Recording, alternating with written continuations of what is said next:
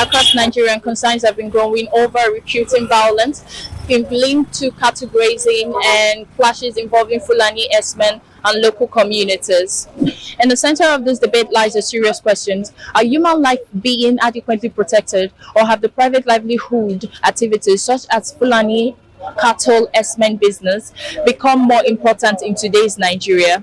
For many citizens, this question is no longer abstract because it reflects the daily fear, the lived experience, and the growing frustration over safety and accountability. So today we are on the streets of Lagos to hear directly from Nigerians. My name is Mrs. Chika Uzoka. Okay. Now there have been repeated reports of violence linked to herdsmen and cattle grazing. What do you feel about it, or how do you feel about it? We have been having all those things that happen in the north, where we feel bad. We are asking government, we are pleasing government that should make a space or just make a way for all those people called herdsmen for their cow to just have a place so that they will not be disturbed. But this is affecting us. Look at markets, everything is high. You can't afford, even though to eat food, you can't afford it. Buying things in the market, you can't afford it, everything is high. So now, what do you think the herdsmen should be allowed to move their cattle freely, or should there be a striker control? There should be a strike control. Yes, can't allow them to be free. Yes. Okay. What do you think the government and the security agency should do differently? What they are supposed to do, that they should put eye on them, monitor them, and make a way, as I said before, make a way for all those cows to be permanent, to stay. Yes. Thank you very much, ma'am. My name is Favor. What do you do, sir? I'm a farmer by profession. Do you believe that human life is fully valid and protected in Nigeria today? To be sincere with you, human life are valued halfway and they are protected halfway. To be sincere with you, many souls are being lost because of government carelessness. They no longer think for the people, they no longer care for the people. So we need their help to intervene in our matters. As it stands now, we need government to intervene for us because we are truly suffering. That's what I have to say concerning that issue. Okay, there have been repeated reports about violence linked to cattle grazing and Fulani herdsmen. How did that make you feel? To be sincere, I feel very bad because nobody will be experiencing bad condition and feel happy, because what these cattle and these Fulanis are doing to our land this time around is not good at all. To be sincere, the government needs to intervene as I said earlier, they need to intervene in our matters concerning our farmlands, because if they destroy our farmlands, how are we going to feed? Because nobody will tell me that he or she does not feed from what comes from the soil. So if they destroy our soils and crops, that means they want us to go hungry. So they need to intervene to us.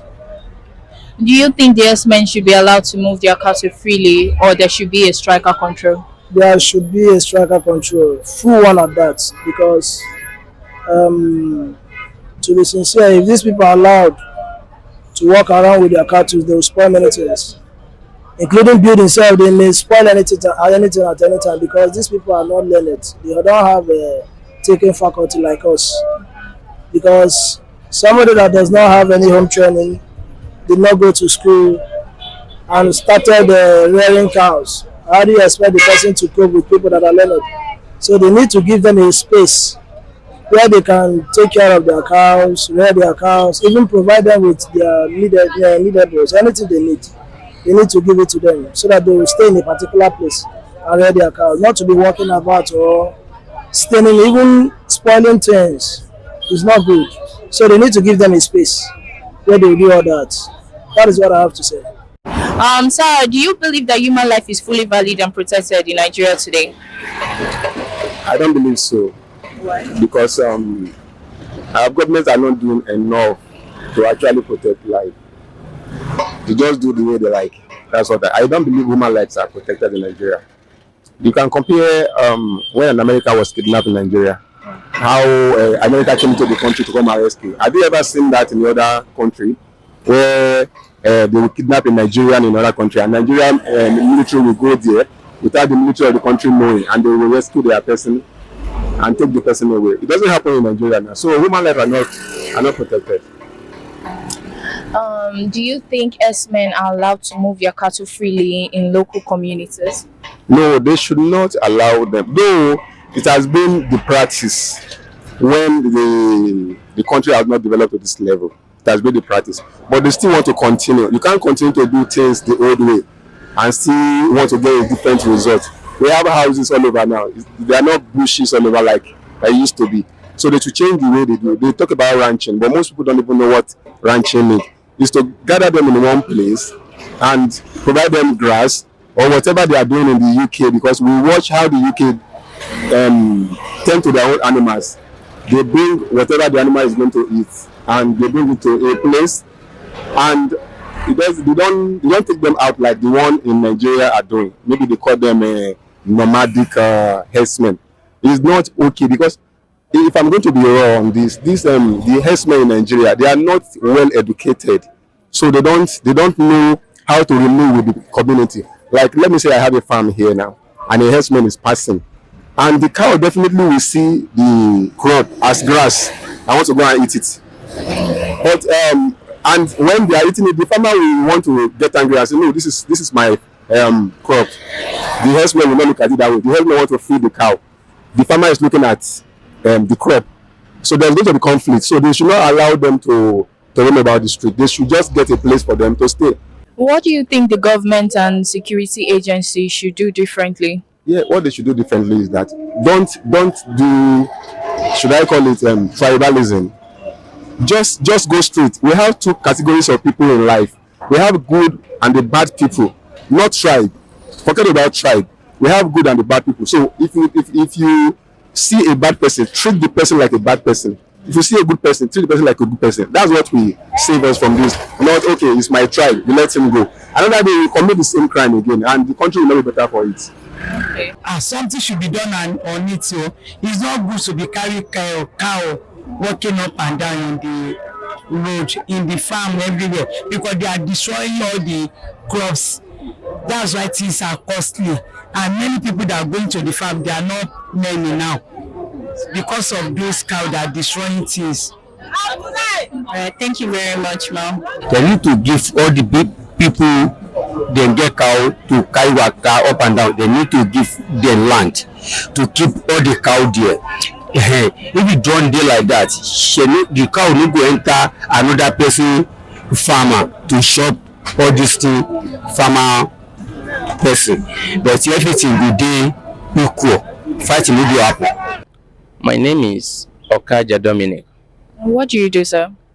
I'm a legal practitioner, Lagos-based legal practitioner. Okay. I would like to ask you some certain questions if you're ready for it. Go ahead. Okay. Do you believe that human life is fully valid and protected in Nigeria today? Yes, to some extent. The happening in Nigeria is very unfortunate. The law all over the world prohibit killings except where it is reasonably justified by law. But why do you think the applicability of Nigerian law are being watered down? It is because of corruption, tribalism, and bad leadership. That is the reason why people think that human life are not being valued. And another thing again is the teaching.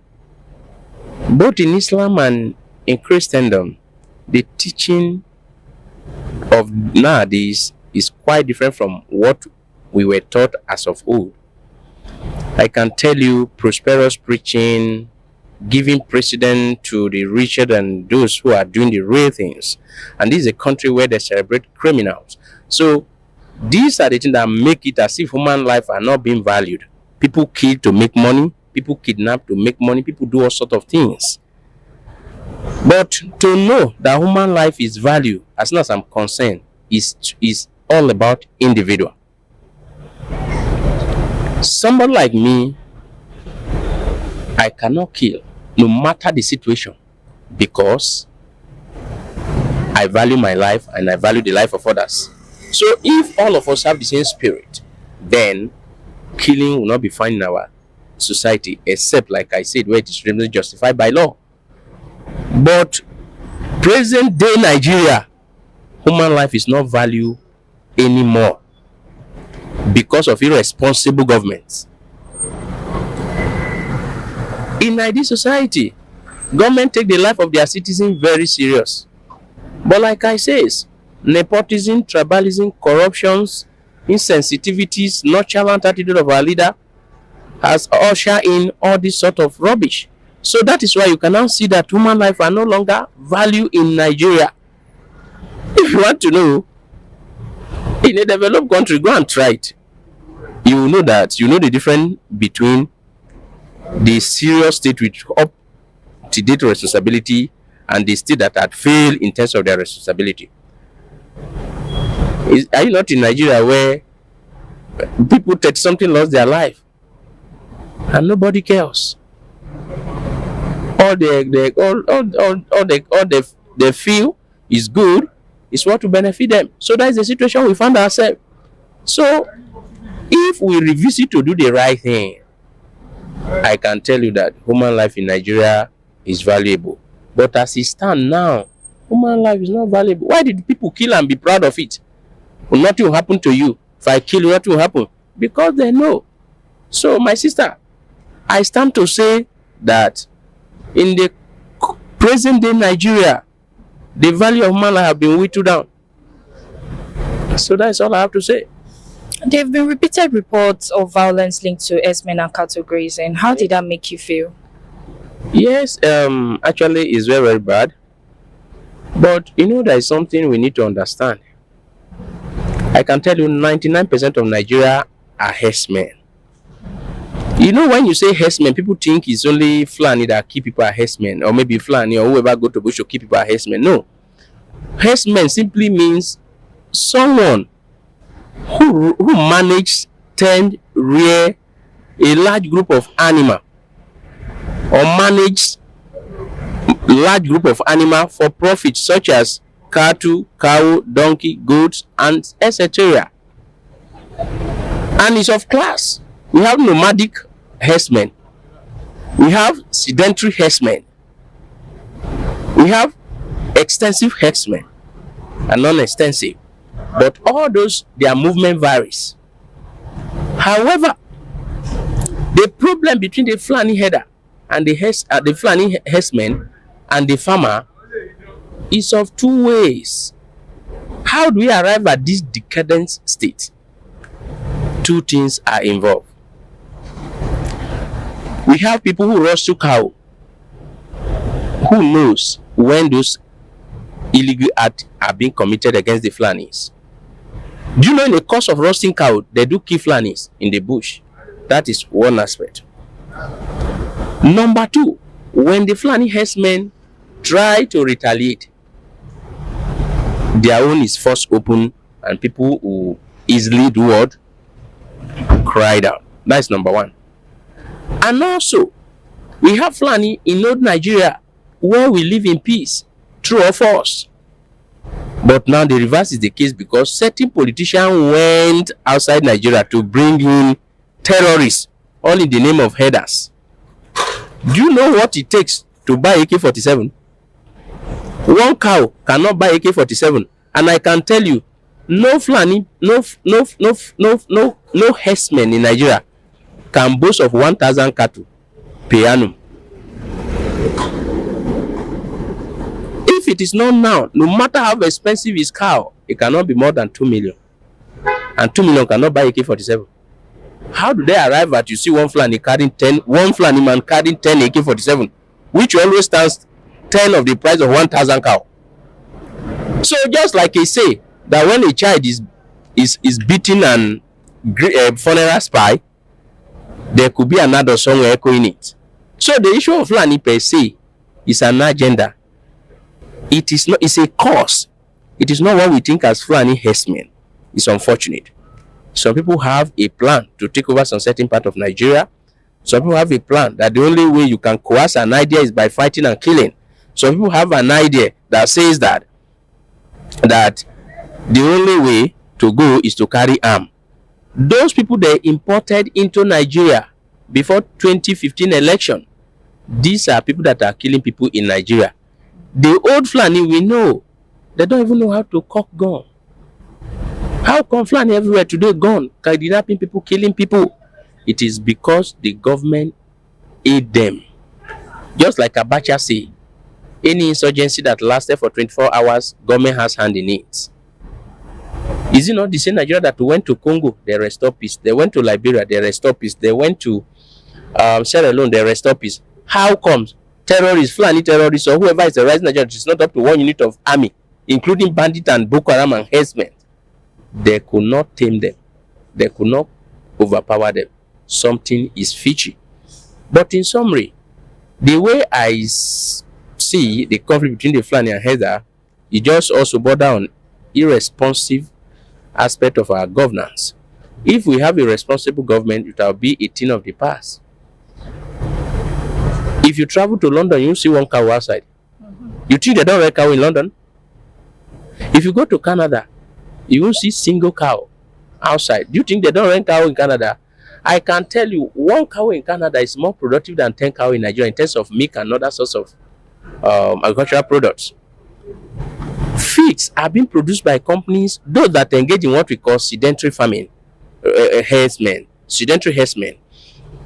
They are in one place, unlike those in Nigeria that move from arid to semi-arid regions, seeking for greener pastures.